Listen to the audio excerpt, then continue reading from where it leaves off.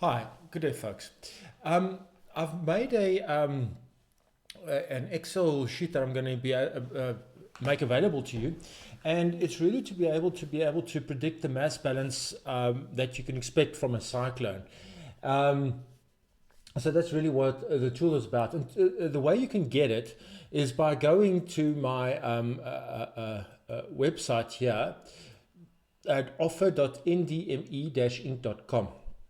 Just put in your name and email address, and I will give you access that you can download this guidelines. But including the guidelines are these Excel tools that I'm making available to you to make your life as a process engineer easier. In addition to that, as you can see with all these videos that I'm doing, I'm busy building up a data inventory, or whatever you would like to call it, of videos and materials that you can get.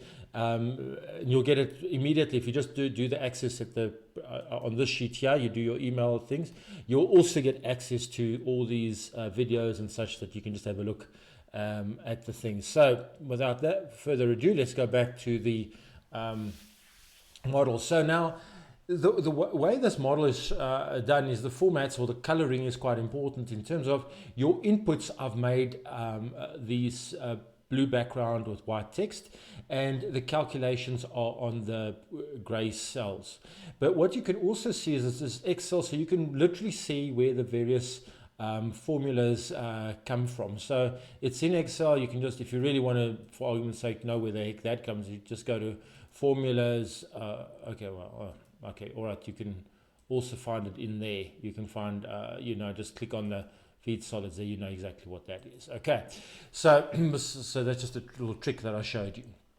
Now, what I've done is, let's just change it by way of example. I'm just going to change this from 1,200 to 1,100 tons per hour to the cyclone as a feed. So yeah, we're trying to define the feed inputs.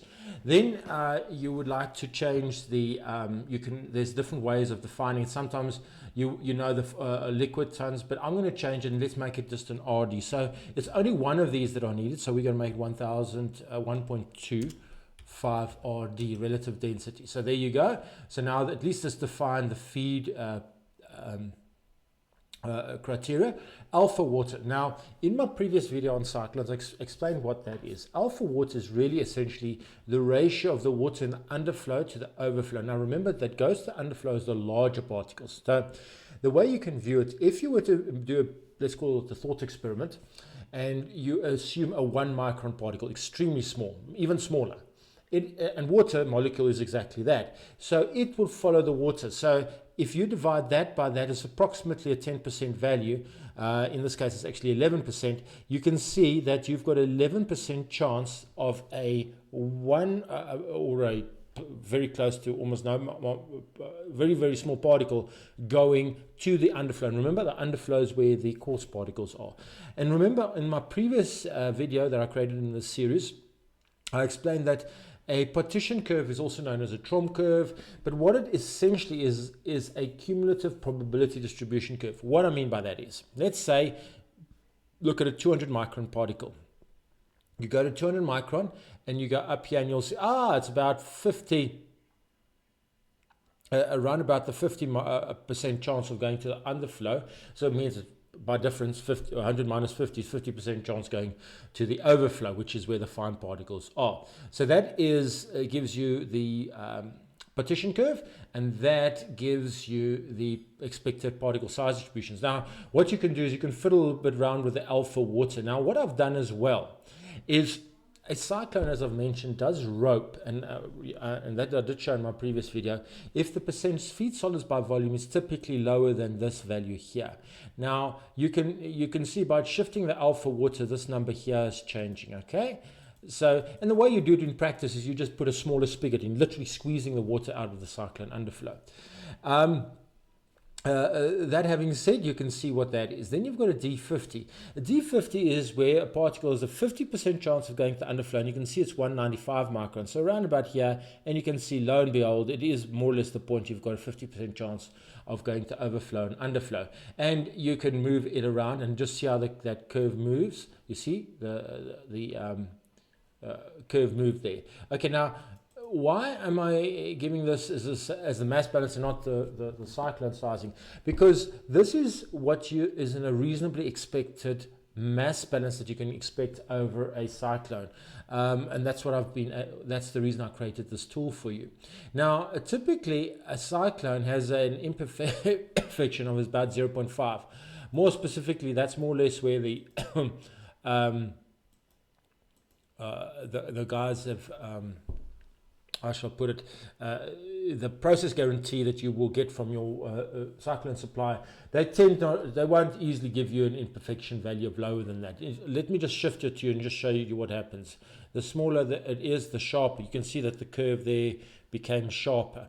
So just to illustrate back, so I'm going to move it back to 0.35, which is actually what is a normally expected imperfection that you would get from a cyclone, because no cyclone is going to be a perfect cutter.